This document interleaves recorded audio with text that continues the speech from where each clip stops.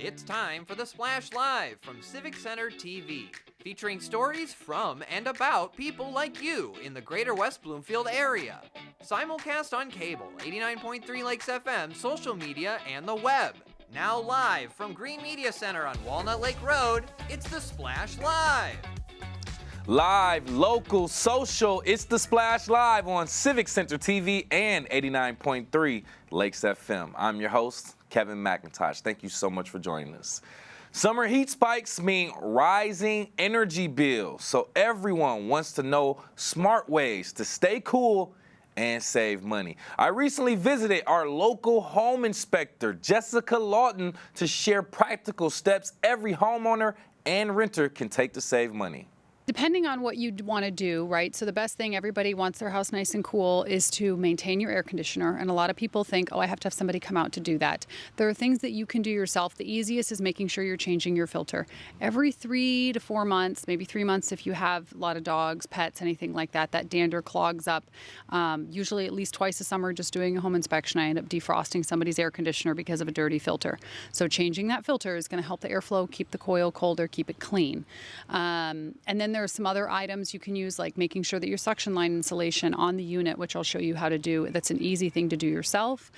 You can get reflective window film so that when the sun is bouncing in, it sort of reflects it back out so that the windows don't absorb it the same way. And then we can also talk about some things in terms of not losing all that cold air that you're paying for by caulking and filling gaps and things like that on the outside of your house. With the AC being the main component to fight the summer heat, Jessica continued by further explaining the lifetime and maintenance required on our home air conditioning system. And air conditioners up here, honestly, 15 to 25 years we get, because they only work for a few months out of the year, right? Our furnaces work a lot harder than our air conditioners here in Michigan.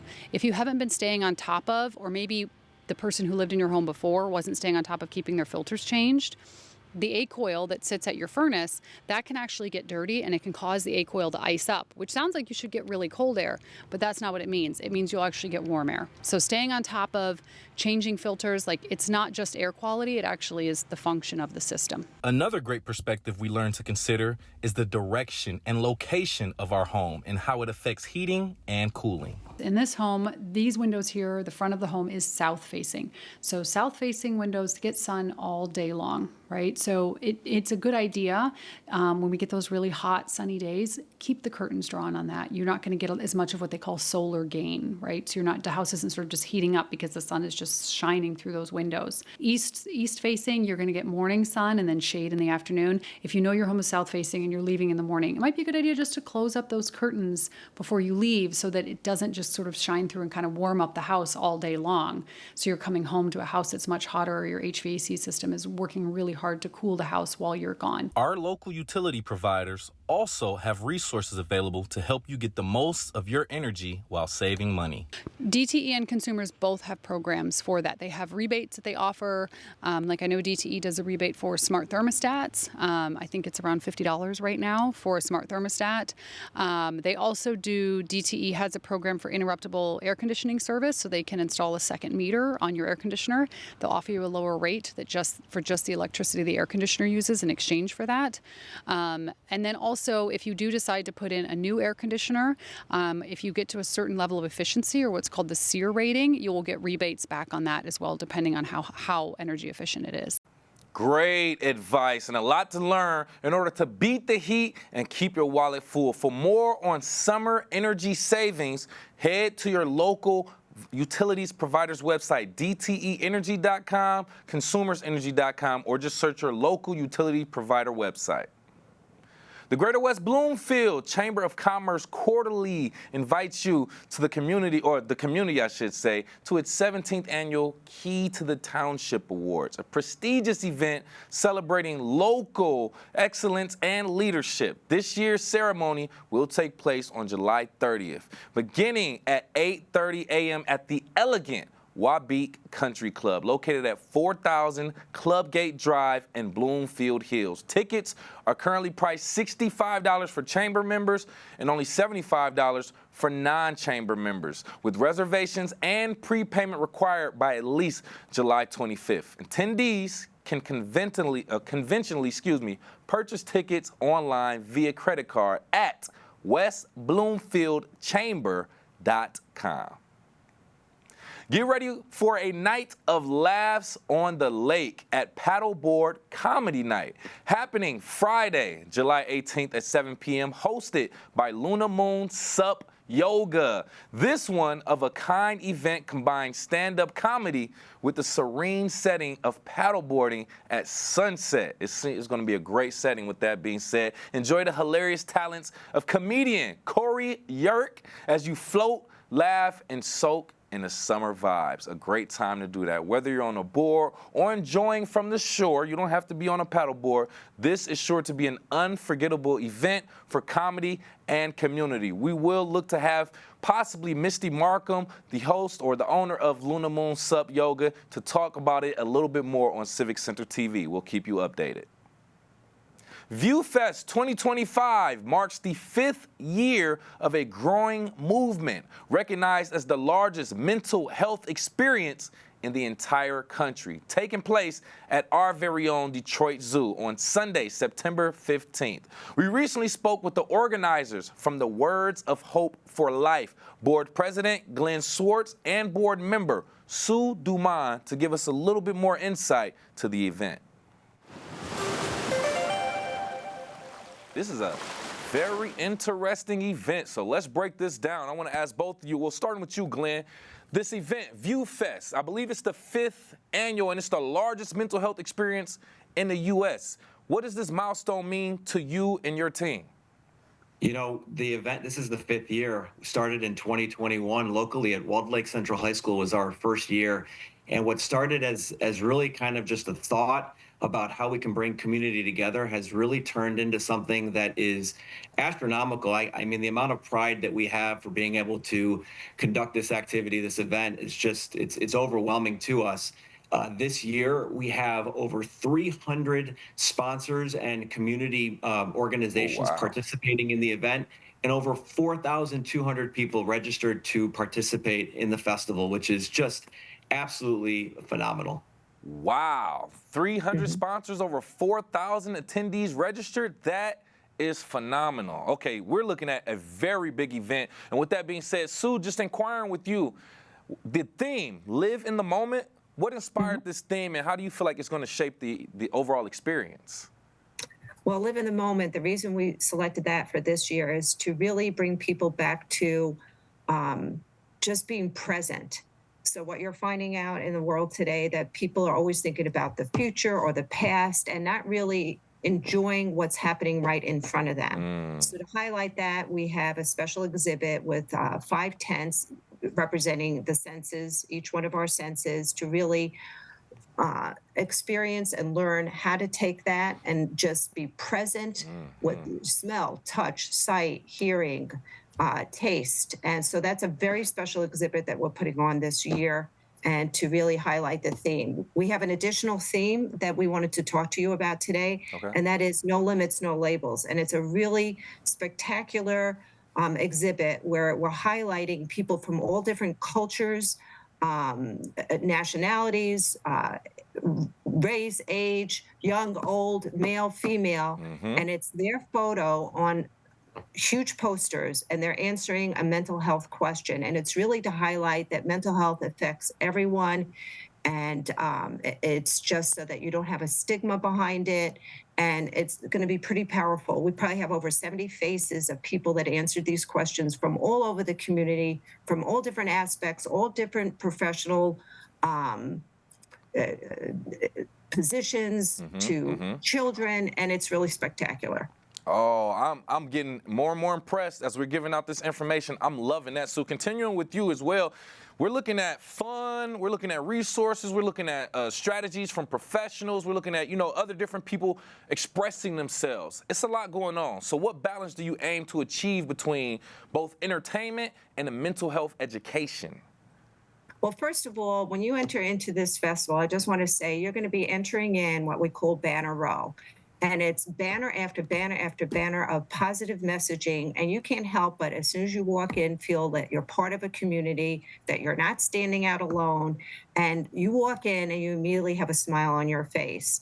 And it is a festival where there are a lot of mental health resources prevention resources available, but it's more of a festival, and that is something that you have access to. But every one of our sponsors that are there, they're there to engage with the community, to have activities with the families, and to also be there as a point of contact. Good. So it is a wonderful mix of activities for all ages, whether you're a child or an adult, along with positivity, inclusivity, and just a lot of fun.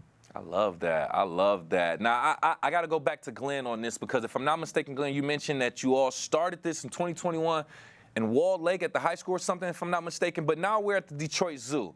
Let's talk about that. How do you feel like choosing the Detroit Zoo as the venue actually enhances the festival's mission? Yeah, it's a great question. You know, we were presented an opportunity years ago to be able to have a festival and walk at the Detroit Zoo, something we absolutely could not turn down, predominantly because it represents the Tri-County. So when you talk about Oakland, Wayne, Macomb, we have everybody represented. We have officials from each of the communities coming, but it really gives us a much broader audience and allows us to make a larger impact. But what's really interesting is the event has grown so big that we're bringing in sponsors and people far away. I mean, outside of the state, up north, you know, throughout. So it's just it's a great opportunity for community to get together. No, man, I'm still impressed with the 300 sponsors and 4,000 registered attendees. That just lets me know the scale that we're talking about right now, and I love that. But with me right here live on The Splash, by the way, Words of Hope for Life Board President Glenn Schwartz and Words of Hope for Life Board President Sue Dumont, just talking about this upcoming mental health event that'll be happening at the Detroit Zoo, View Fest 2025, happening January 13th as well. Glenn, kind of getting back to you, I want to inquire about this, essentially, this event-based community intervention, EBCI model that you all have going on. Can you just talk about this and how it drives mental wellness through collective experience? Yeah, absolutely. So back when the organization was formed, the whole intent was, how do we make an impact that is one-to-many versus one-to-one? Therapy is not for everyone. It's not accessible to everyone. It's not affordable for everybody. So how can we make the largest impact to many people? And our way in doing that was addressing the mental health crisis through community, right? So mental health impacts people differently. The way that they resolve mental health crisis or issues is different for everybody. But what we do know definitively is that the more community connectiveness you have, the greater ability you have to overcome these obstacles. And so the event-based community intervention is our way of bringing community together, community organizations together to provide these resources to those that may need them. And what's really interesting about this is, as we've continued to grow, we hear more and more that different community organizations and community members want to participate simply because it seems to be a very cohesive and good model moving forward. Right. Oh, man. Great work, great resources that you all are putting out there. We love that. Sue, inquiring with you, you spoke a little bit about the fact that we're here to pretty much accommodate from all different races, ages, religions, groups, and things of that nature. Are there any specific programming that's tailored for different audiences of different demographics that'll be there? Well, as I mentioned before, it's all about inclusivity. And we have representation from probably every aspect that you could imagine. We do have a particular area that we have what we call we call Vibe with Pride. That's bringing in our LGBTQ plus community, along with other representation from different schools, from different organizations like Affirmations, Pre-Mom Hugs, Stand with Trans, to really make them feel inclusive, make it feel that they're part of a larger community and a safe place for them as well. I did want to mention something else too, that if I could take a little side note here. Please. What I neglected to mention before is that we are holding 2 world records, and typically at our events, we try to do something different and special every year. As you mentioned, we're doing Live in the Moment this year. In the previous years, we held 2 world records. One had to do with the longest line of postcards, and we had the entire community draw these and color on these postcards, give them back to us, and we lined them up at Walled Lake Central High School at our very first View Fest. And then we collected all those cards and we passed them out to the community, to nursing homes, armed services, overseas, to schools. So people felt a connection and knew that they counted, particularly during COVID. Going forward, the last world record that we did, which was last year, right at the zoo, was we trained the largest number of people on Narcan, which is the reversal spray for an opioid overdose. And that was pretty spectacular because it was a point of education. And there's a lot of people that are afraid to even learn about what is Narcan. I don't need to know about it. It was a safe environment and a great experience for everyone that participated in it. And at the end of that world record, when we did the training, we also gave out thousands of Narcan to everyone at the festival, which again, it will be available for everyone at the festival this year and going forward. We always have it available to hand out. Oh, great. Another great resource that you all are providing, and we love that. You're pretty much covering a lot of bases when it comes to mental health right there, and we appreciate that. Don't want to hold you up too much longer. Just pretty much wrapping up, Glenn, if anyone is interested in supporting the event, volunteering, sponsoring, attending, just talk about the opportunities and how they can get more information. Yeah, so some of the opportunities now are limited this year simply because the event is up in a few days. But if you go to viewfest2025.com, you can learn more. And shortly after the festival, we will be announcing already ViewFest 2026, and that information will also be up. So we're going to encourage the community and those that want to get involved next year to do so early on so that we can prepare accordingly. But again, if you want to learn more about this year, if you want to make a donation, all of the money that we receive towards ViewFest goes to ViewFest and goes to allowing additional people into the venue. We can only make it as large as the amount of donations we receive in sponsorships. So to the community, anything that is provided is greatly appreciated. You can also go to wordsofhopeforlife.com. It's the number 4 for additional information about the organization or ViewFest of past years. Oh, my God. Thank you both so much. I'm so glad that we were able to get that information out to our audience as well. Once again, Words of Hope for Life Board President Glenn Swartz and Words of Hope for Life Board Member Sue Dumas. We appreciate you both. Thank you for having us.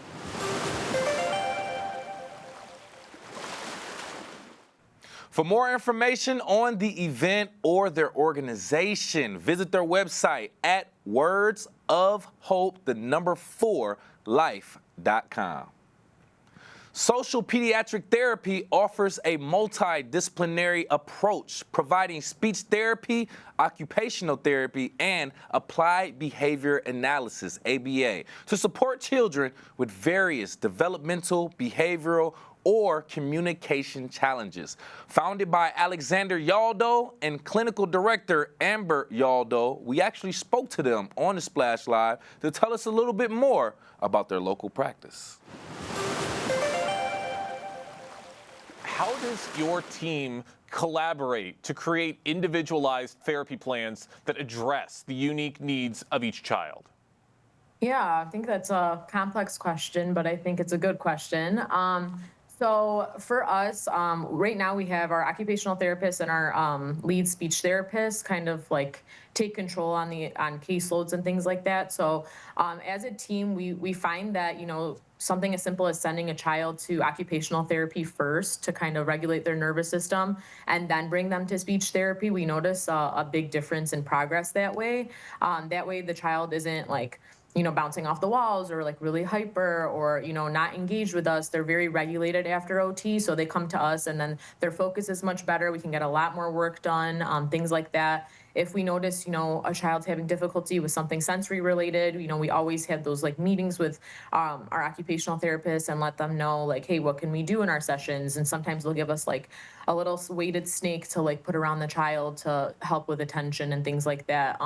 We have monthly meetings with our lead occupational therapist and speech therapist, myself, Alex, just to go over things with the caseload and things like that, and make sure everyone's on the same page. I think one thing about our clinic is that, we're very open to new ideas and continuing education. So that's one big thing is that, we like to do our continuing education as like a group. For example, like just adult language processing, we have clinicians that are certified in that, and doing like the child-led therapy approach as opposed to like traditional therapy approaches. We noticed some kiddos can't sit in a chair, so we'll follow their lead. We sit on the floor with them and provide therapy in their own world. We noticed that sometimes it works better that way as opposed to like other kiddos that can come in and sit in a chair for that 30 minutes and we're able to provide that quality treatment. So it's very dependent on the child and their needs. And we like to, discuss things as a team to create that individualized treatment and that unique treatment to better assist with their needs. Awesome. I love everything you guys are saying. I love how you're implementing these strategies to really help work with these kids. Now, of course, it's not just the kids that you sometimes work with, because you got to talk with the families. So what ways do you involve families in the therapy process to ensure consistency and progress as it goes beyond the clinic sessions? Yes, so that is huge. So that's something that we really take pride in. Every single time, I talk to a parent before they even come in, I make it known how important their, involvement is. So like you said, for those carryover and generalization purposes of goals. We do it a few ways. So if, the parent has the time, we invite them into the session, they can sit in and they can watch exactly what we're doing. As a clinician, I actually prefer that, weirdly enough. I like to kind of like narrate what I'm doing and tell them the goal that I'm targeting. So that way, sometimes speech jargon becomes a little bit complicated, but when they actually are able to sit in the session, I can simplify it and show them like different ways that they can elicit that goal at home with like simple things like bubbles or even like a car, things like that. So that's one way we do it. Another way we do it is through home practice. So we'll send home, like if they're working on R, for example, or like they have a lisp, we will send home worksheets with different words, including the letter S, and that way they can, actually complete that homework and then bring it back to us the following week, let us know how it went, and if they, if their child struggled in a specific way or with a specific word, and then we can actually target that word in therapy. We noticed that makes a huge difference. Another thing that we do is we'll ask the families, like common words, like give us a few common words that you guys use at home. For example, like the child drinks milk every day. That's a very high frequency word, it's called, and they can't say it. So with that involvement, we're able to, target those high frequency words, and then later on, they'll eventually use that at home, and those like behavioral actions will like disappear, where they kind of have like those meltdowns because they can't request milk and things like that. So yeah, I would say those are the main ways that we involve parents. And obviously, like just at the end of every session, we leave a little bit of time and we go and we discuss the summary of the session with the parent, the good and the bad, things that the child struggled with, things that they can work on at home. Even if it's like verbal homework that we provide, we always give something to work on at home because of that, to ensure that carryover and generalization of skill. I love that, setting up those small little goals to help really showcase the progress as it goes on. For those just joining us right now on the Splash Live, I'm talking with Amber and Alex Yaldo, the co-owners of the Social Pediatric Therapy, who are joining us right now to talk about their program and what they're offering to kids throughout the community. Now, Alex, how do you stay current with the latest evidence-based practices in pediatric therapy, and how are these integrated into your services? Yeah, that's a fantastic question. So my native background is in economics and business management, specifically hotel management. So when it comes to therapy operations, Amber is primarily responsible for that. I handle all of the nuisance-based departments within our clinic.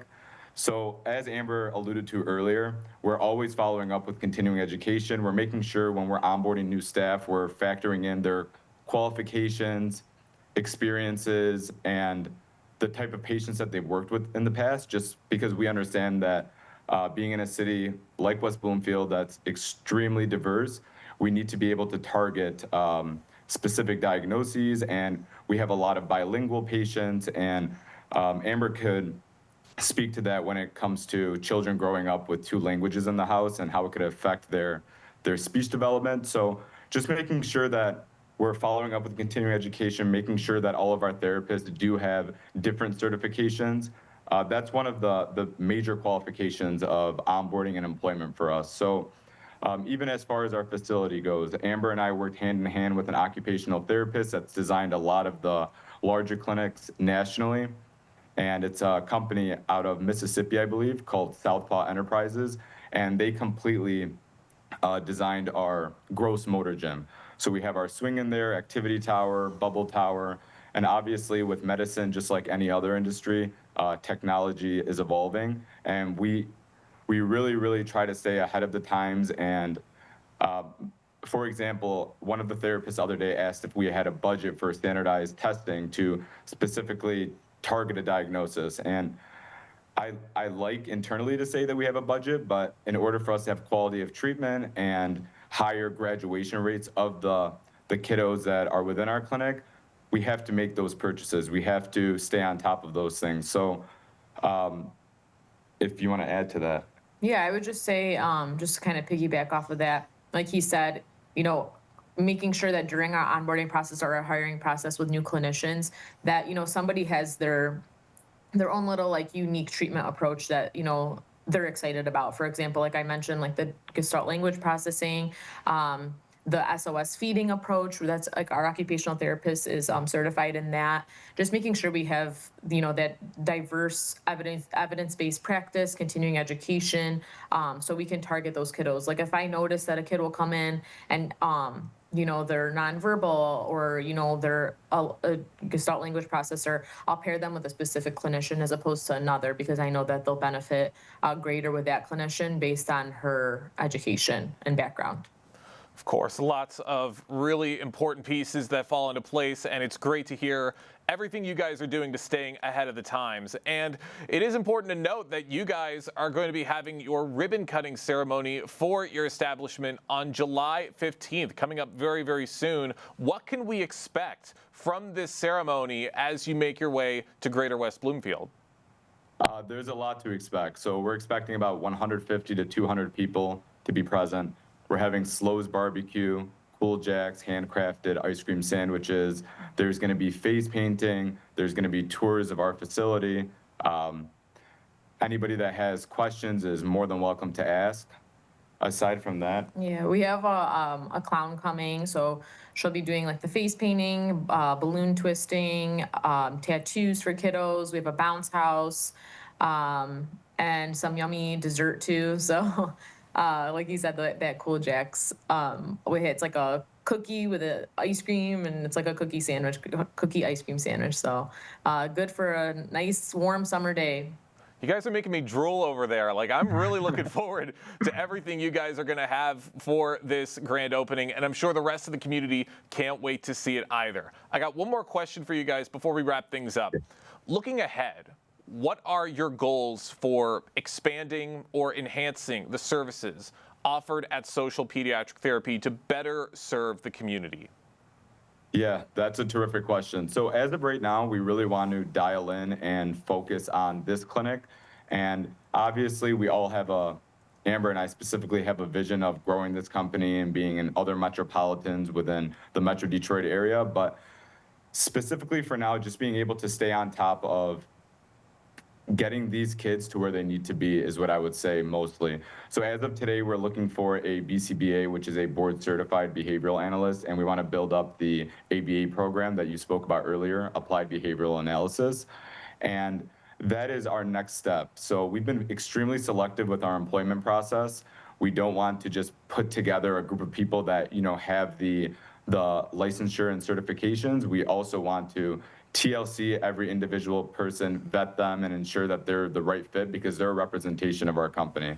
So Amber is very involved with the onboarding. Amber's very involved with therapists. I'm handling a lot of the back end, the accounting, the marketing, compliance with the insurance payers, things of that nature. But our clinicians at the end of the day are the ones that are treating the children. And we want to ensure that we're bringing them an experience like no other. And that's why we've invested into a state-of-the-art facility. We have a large facility because we are expecting to have a significant caseload at that site. But all in all, God willing, within time we'll have a few other locations. But as of now, we just want to, you know, work out the kinks, satisfy parents, and just be successful and have a name within the community that is fulfilling.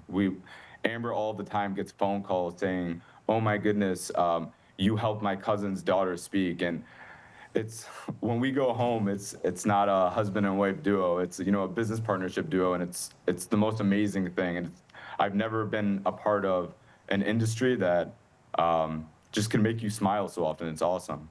Well, you guys have a lot to look forward to, and I can't wait to see what's to come with your business. Alex, Amber, thank you both so much for joining us here on the Splash Live today. Thanks for having us. Another great resource located in our very own community. Get all the details on their website at socialpediatrictherapy.com for more. There's other local resources happening right here in our greater West Bloomfield area that is benefiting our youth. We will discuss that coming up. We are live, local, social. It's the Splash Live on Civic Center TV and 89.3 Lakes FM. We'll be right back with the Splash Live.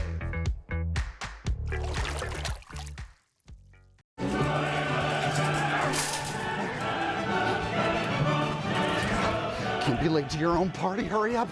Hurry up! Ah!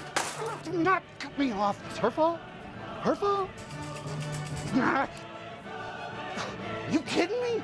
Honk, honk, honk! Honk, honk, honk! Honk, honk! Late! Out of my way! Honk! I hate construction!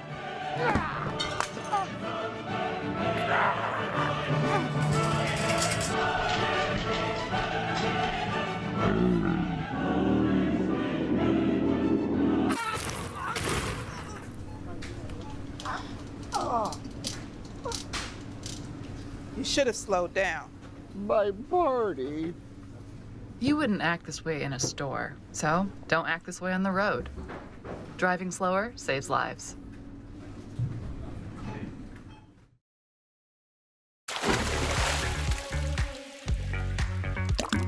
And now, back to the Splash Live. Live, local, social. It's the Splash Live on Civic Center TV and 89.3 Lakes FM. Thank you for joining us. I'm your host, Kevin McIntosh. The West Bloomfield Police Department recently began a police academy for high school students in the West Bloomfield community. To give us a little bit of insight into our local police department and the actual police academy, joining me on the Splash Live is Academy students Nathan Lorzay and Julia Bailey. Thank you both for being here. Thank you. Appreciate that. Appreciate you for taking time for being here, and thank you for putting yourself out there to join the police academy. And I want to hear from both of you in this regard, starting with you, Julia, if you don't mind. What made you decide to even apply and join the 2025 Regional Youth Police Academy? I wanted to try something new because I had no idea what I want to do in the future. So I just wanted to see new experiences. Okay, great way to kind of explore options and see what's out there. Same for you, Nathan. Basically, I had no idea what police do really, so I just wanted to try something new and just experience the police life and stuff like that. Okay. So I would assume there's a lot of moving parts here, a lot going on, expectations versus impressions. So Nathan, I want to start with you. What was your expectations of the academy versus what you actually saw in your first impressions? So first, I used to think that police were just a lot of high action things, just attacking criminals and all that stuff.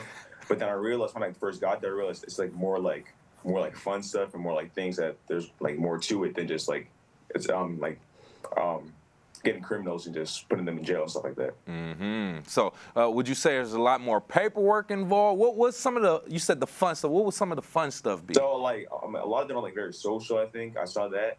And I saw there's just more things to do over there, just than I'm getting criminals and stuff like that. I love that. Okay. So, Julia, going to you, how would you or can you describe any of the hands-on activities or demonstrations that you were a part of that kind of stood out to you? Yeah. So one of the things that stood out to me, we had a simulation of a felony stop, and that was really fun. So you got to be the cop who's pulling somebody over, and then it happens to be a criminal. That was really cool. Oh, wow. Oh, wow. I'm assuming there was no real criminals involved in these activities at all, by the way. No felons, just all examples. But that's good. That's good first hands-on experience as well. So continue on with you, Julia. What did you learn overall about police work that surprised you the most? What surprised me the most was like the behind the scenes stuff that you don't really get to see. Like we had this one thing like fingerprint work, and then they said there's a lot of paperwork they have to do after each thing, which surprised me. See, yeah, and that's the thing that a lot of us don't necessarily know about, the paperwork that goes behind the police work. That's what I talked about or briefly mentioned before, that I know there's paperwork involved, but I don't think we necessarily know that they actually have to go back to the office, sit behind a desk, and do a lot of work as well. So joining me right here live on The Splash, by the way, from the West Bloomfield Police Department Police Academy, we have Academy students Nathan Lorzay and Julia Bailey talking about their experience, expectations versus impressions, etc., etc. Nathan, getting back to you, I know there's a lot that you can learn, you can soak in with this experience, but are there any specific skills or lessons that you feel like you can take just beyond just the traditional police career that you can just use in life? Yeah, so I would say they use like a lot of communication rather. So communication is like a big part in life, I think, I would say. Okay. So, and let's elaborate a little bit more. In regards to what communication? You mean just speaking to fellow officers, citizens? Yeah, I saw a lot of teamwork together, and I saw just how they work together as a team, really, and I saw they worked really well together, I saw. Nice. So how was it going to you, Julia? How was it working as a team? I know there's a lot of activities where you all had to work together. So how was it working as a team with people that are all in your peer group? Oh, it was great. Like, I feel like everybody got along super well, and so communication ran very smooth, and it was just great. So overall, with this experience so far, how do you feel like it has or is influencing your future career interests? This is for both of you, but starting with you, Julia. I think it has given me some experience to like learn from for future job opportunities or anything like that, and it's really gotten me insight into the field of like the police academy and stuff. Okay. And it's interests me a lot more. Okay. Same question for you, Nathan. Yeah, so really, I don't know what I want to do yet for my future, but like now going to that like academy, that like taught me like I'm gonna have a little bit of interest in police academy and like police stuff. Good. I like that. Essentially, that's what the program is for, to provide these career opportunities or just the opportunity to experience different endeavors, especially within our community. That way it gives you options and it opens up your mind for different things that's out there, even within our community. Is there anything, this question for both of you, starting with you, Nathan, is there anything that you haven't experienced at this police academy that you have interest in experiencing? I would say more like that's a good question. So when he's asking me that, you mean like at like what polices do? Yeah, if there's anything that you've seen police officers do, whether it's on movies and TV or just in real life, that you may have wanted to experience here that you haven't yet or you haven't at all. Oh, definitely like maybe like breaking inside a house or something like that. I've seen it on like TV shows and stuff like that. Interesting. That's some of that high-powered action stuff that the police get involved with. I can completely understand that adrenaline rush. You too, Julia. For me, I think I'd be interested in seeing more like defensive tactics. Like we went over it a little bit, but more for like self-defense kind of thing. Good one. I can see a lot of value in that, even beyond the entire police academy experience in general. By the way, with me right here on The Splash Live, we have West Bloomfield Police Department Academy students Nathan Lorzay and Julia Bailey talking about their overall experience with the West Bloomfield Police Academy as well. Don't want to hold you up too much longer, just asking you all in general a few more questions. First and foremost, Julia, how would you describe this experience, I should say, to someone who's considering applying next year? It's a really fun, like camp-like experience where you get to do a bunch of cool things. You get to do like fingerprinting. You get to pretend you're on a crime scene. That picture right there, it's a drug testing machine. That was really cool. Okay, wow, okay, wow. They have a lot of interesting things going on. Same thing with you, Nathan. How would you describe this experience for someone who may be curious? Oh, yeah. So I would definitely recommend doing it because it taught me like a lot of different skills and like different activities to do. So it was really fun to me, and there's a lot of like other things like you can talk to friends and all that stuff. So it was really fun.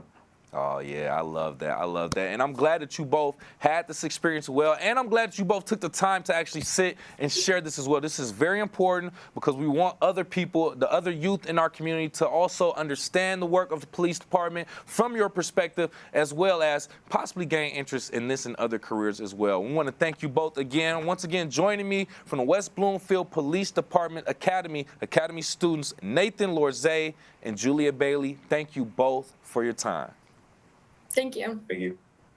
Appreciate a great program happening right here in our own community, teaching the youth about different career paths that they can take right in their own community. I love to see it. We'll continuously keep you updated with the West Bloomfield Police Department's Academy, as well as other local resources right here in Greater West Bloomfield.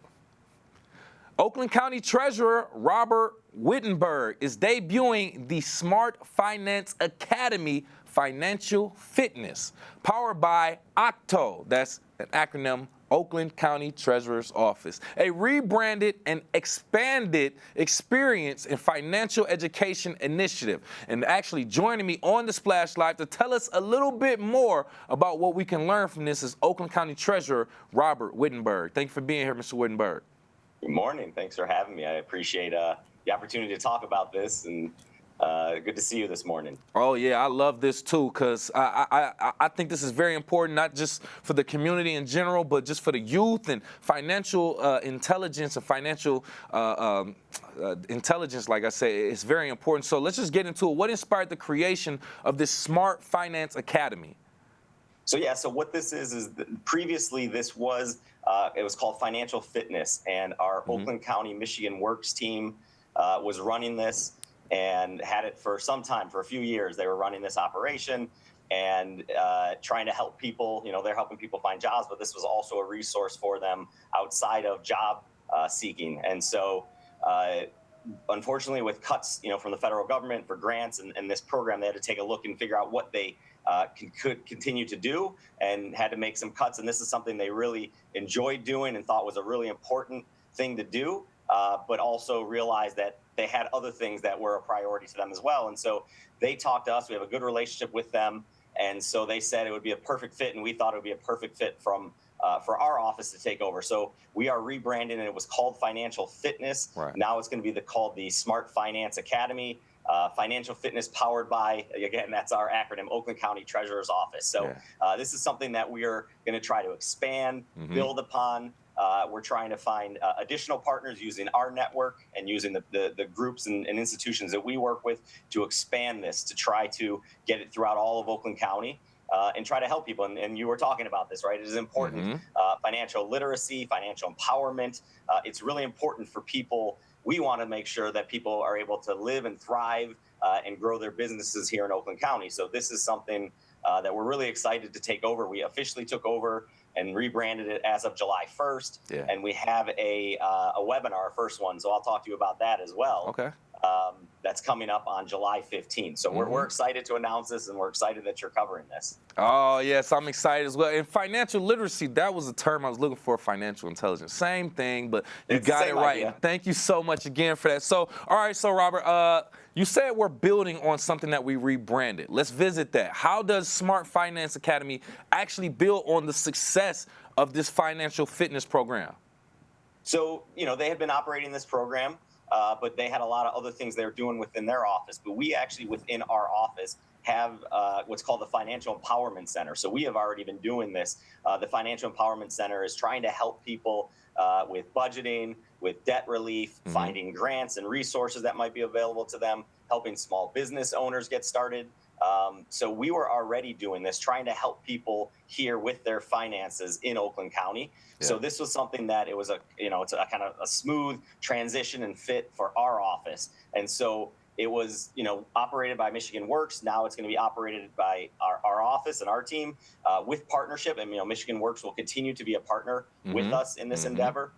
but we're going to continue using some of the organizations that they were using to do their webinars and to provide these resources, but we're going to expand on that and grow on that because there are some additional resources, additional partners that we have that we're going to bring to the table. And so we're going to expand kind of the curriculum that we've been using, that they've been using in the past, and try to find more ways to help people and answer their questions and through life cycle, right? For first time home buyers and first time parents, and as kids go back to school, and yearly budgeting, and our veterans and our seniors, and right. So we're going to make sure this is across the board, that this is a program that can help people all across the county. And so we're excited. We're excited to do this because it is important. We want people to be able to thrive in Oakland County, and I think this is something that will be tremendously helpful.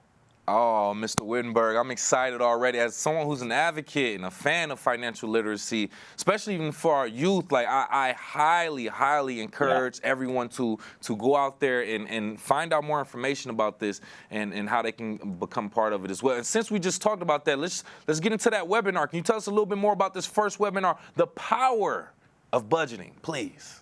Yes. So, we have main pillars that we're going to try to touch on, right? So this is kind of the setup of that, right? Financial wellness, right? The foundation of financial wellness. So debt reduction and credit building and crisis-proof finances, right? And then we're going to kind of go to lifelong financial wellness, home ownership and housing, as I talked about, small business resilience and growth, smart money for veterans, seniors, parents, families. And so this first one is specifically the power of budgeting, a blueprint for financial success during inflation and financial uncertainty, because that's kind of the times we're in right now. So it's really important. So we're going to cover practical steps to manage rising costs, stabilize finances, and create sustainable plans moving forward. And so, like I said, that Financial Empowerment Center that we operate out of our office, Rita Nasso, who runs that, is actually the one who's going to lead this first webinar. So I want people to know it's coming up. It's July 15th at 11 a.m.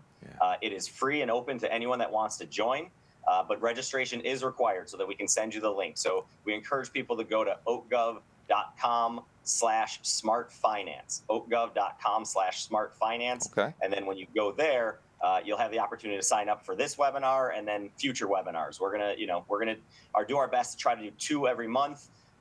Depending on the months, during holidays and things like that. But overall, we're going to try to do 2 a month. We'll archive them, and the ones that are really, people really found valuable, we can revisit as well. But we want to encourage people to join us on the 15th. And then also we're looking for additional, as we said, additional partners. If there's financial institutions or organizations that this is kind of their core message and work that they're doing, and they think they can be helpful, to reach out to us as well, because again, we're looking to expand the programs that we're offering. Okay, you dropped a bomb on us, but it was all great information. Let me kind of reiterate that a little bit. First and foremost, I think it's very important the fact that you mentioned the collaboration, the fact that you all were doing pretty much the same thing Michigan Works was doing, but you said, let's not reinvent the wheel.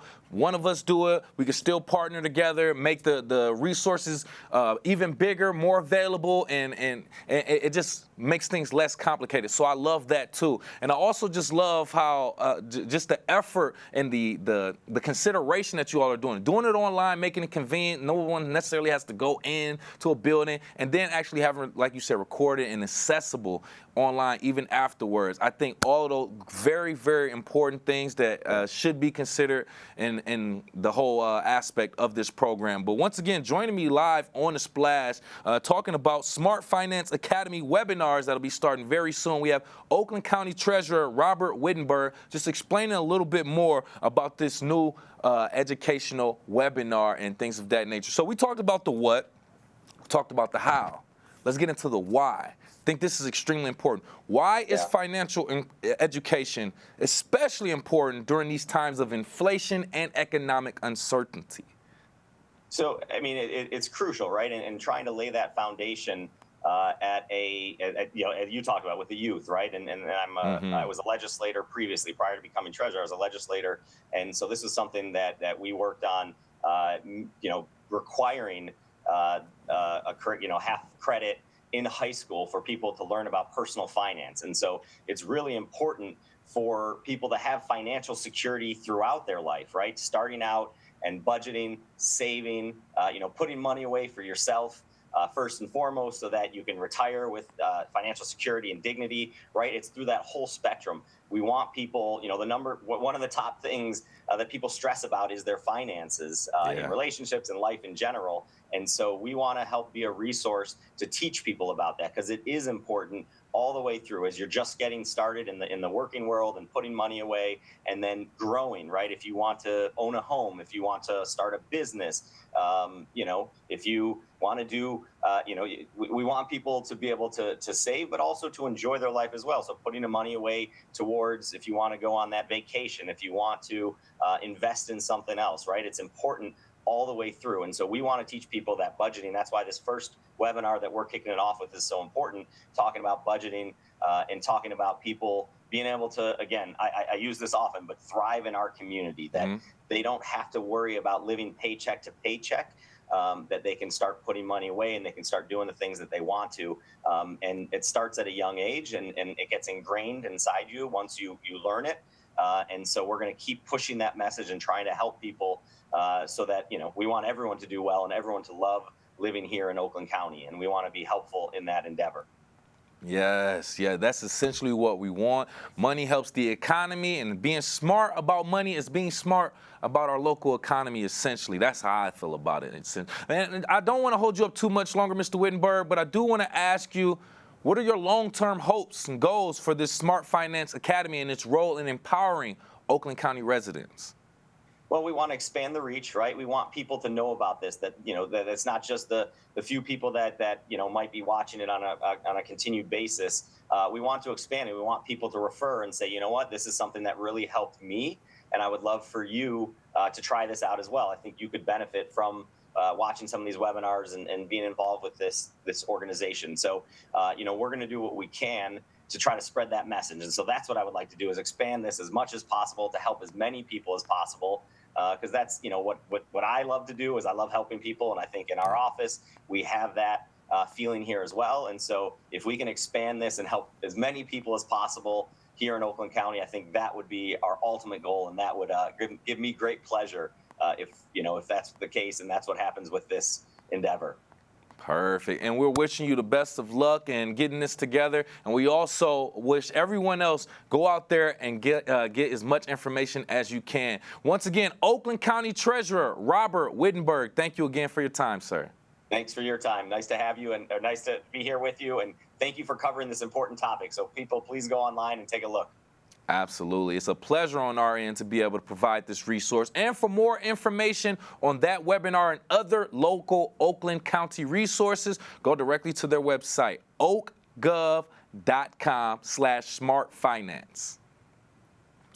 Marcy Snyder is a visual storyteller who captures nature's profound moments like mother loons and offspring and sunsplash water scenes and expressive pets, and she will be one of the featured artists at the Orchard Lake Fine Arts Show coming up very, very soon. We actually had an opportunity to speak to Marcy to tell us a little bit more about her artwork and what we can expect at this year's show. Hello, thanks for having me. No, we appreciate you for being here with us. I looked at some of your work, your photos, and I was just like, wow, she's taking the time to really put a lot of love and passion into some of this work. So what inspired you to share your images at the Orchard Lake Fine Arts Show this year? I love seeing how people react when they walk in my booth. I love seeing how they love the work, and I hear so many stories about how my photos remind them of either family members or experiences they've had. So many people have seen some of my cardinals and tell me how it reminds them of family members that they've lost. And recently I had one young lady come in and see a photo that I had of my yellow swallowtail butterflies on lilacs, and she was almost in tears that it so reminded her of her grandmother and trips they used to take. So that is so rewarding to see the smiles. It is. Wow, that's very touching as well. And you'd be surprised how visual art, or just art in general, can resonate with people. Different people have, it take them to special moments in their life. And I know that alone just brought a great feeling to you as the artist yourself. So I can only imagine. Can you describe any other moment or scene that you captured that left you personally moved? Making eye contact with some of these animals, and just to clarify, I'm always a very safe distance away. Okay. But making eye contact, recently I made eye contact with an owl, and it was just amazing. It watched me, it blinked, it looked away, it watched me again. It actually moved a little bit closer, and then it flew away, and I was still standing there, and it came back. And it's so hard to even put into words how magical it is. And I have not shared that photo yet either. So Orchard Lake Fine Art Show will be the first time that I show that picture. I can't wait for that as well. I was looking at some of your photos. I saw the close-up with the deer, too. I said, how did she get so close? I imagine it's like a telephoto zoom lens and everything like that, but it looks like you right there. I've never seen a deer that close. I was like, oh, my goodness. But you're going out there, you're doing what you have to, and it seems like you're respecting their environment as well. If you're going to be in nature, taking photos, being in their area, it's best that you respect that as well. That way you can get the best photos in their natural state. And with me right here live on the Splash, by the way, Marcy Snyder, photographer and visual artist, who will be featured at the Orchard Lake Fine Art Show in July, just talking about some of her artwork and some of her work in general. Now, being a photographer, in what ways do you think photography specifically can strengthen connections within our community, particularly between people, nature, and our local heritage? Just being able to talk about the pictures. I've had customers come in and they talk about a picture, and there's another customer who happens to be in there and has a related story, and they start talking to each other. And even just being out on scene, I actually was recently watching an eagle's nest, and a fellow photographer happens to be the brother of a coach at the rink that my son skates at. So it's just this close connection. People talk about 6 degrees of separation, and I laugh. That was like 1 degree of separation. So it's just amazing. You'll never know who you're going to be standing next to, or who you're going to meet, or who will see your pictures, and it'll remind them of something else that they want to tell you. So it's just amazing. And I also do some photos of pets. So there are folks who just love the expressions on their pets when they get those photos as well. Those won't be up in my booth, but I do take some pictures, and they get those personally. So it's very rewarding. And I also want to mention, if you're watching on Civic Center TV right now, you can see behind her, she has some of those were the photos that I saw that kind of had me staring for a while. The water bubble behind you to your right, as well as the eagle. I was like, you have to have like great timing. You have to literally, like, it has to be perfect for you to get that. And you captured those very great eye candy, I should say, great visuals that you have, and a creative vision that you have as well. Now, with that being said, are there any locations that you like to shoot at? Any of your favorite? Anyone that kind of maybe you get a lot of energy from locally, or just internationally or nationally? Honestly, it depends where you're at, depends on the day. There are so many locations that I never even knew existed. If you just look up nature reserves in your area, you'll be amazed at parks that exist that you didn't even know about. I'm discovering them all the time. And when I travel with my son for his skating competitions, I take my camera and I look up nature areas and see what we can see. I've seen some beautiful wildlife in some other states as well. And by the way, the frames are made by my husband. So I take the photos and he creates the frames. Keeping it in-house. I love that. Keeping that in-house. Nice. It comes together very nice with that being said as well. Now, I do want to ask you this very briefly before we let you go. What conversations or even emotional responses do you actually want your images to provoke amongst the attendees at our Orchard Lake Fine Arts Show? So, like I mentioned some examples already of the young lady who reminded of her grandmother. It's the coming in and sparking that reminder of I've had some pictures of trees on our lake up north, and people come in, where did you take those? Because that looks exactly like our lake. Some loons that, obviously a lot of loons look alike, but it makes people think about their own locations. And I've also had that, okay, how did you get that? Which allows me to kind of talk about some of my stories. The bubble is actually, I call it a happy accident, because if you look closely, you can actually see a reflection of me in my kayak in there, and then it was not planned. I was just taking pictures of bubbles, and when I looked on my computer, I happened to be in there. So I call it self-reflection, but I also call it happy accident. But I also have water splashes where I'm in my kayak, balancing my camera and dipping my paddle in the water. So I have lots of pictures that don't come out because they're blurry, but the ones that come out are amazing. And I've had a lot of folks come in and say, okay, what exactly is that? Or how did you do that? And they're amazed at just how I do that. And I've got lots of pictures that just spark conversation. I took pictures of a feather that was floating in the water. And my husband was like, why are you taking a picture of that? And yet I've had several people come in and actually purchase that picture. So well it's said. just, you just never know. Yeah, you never know what'll resonate with someone, what'll speak to someone, and it's those moments like that other people may not see, but the creative eye does, definitely. Thank you again so much. We look forward to seeing you again right here in West Bloomfield at the Orchard Lake Fine Arts Show. Marcy Snyder, photographer and visual artist. Thank you again for your time. Thank you.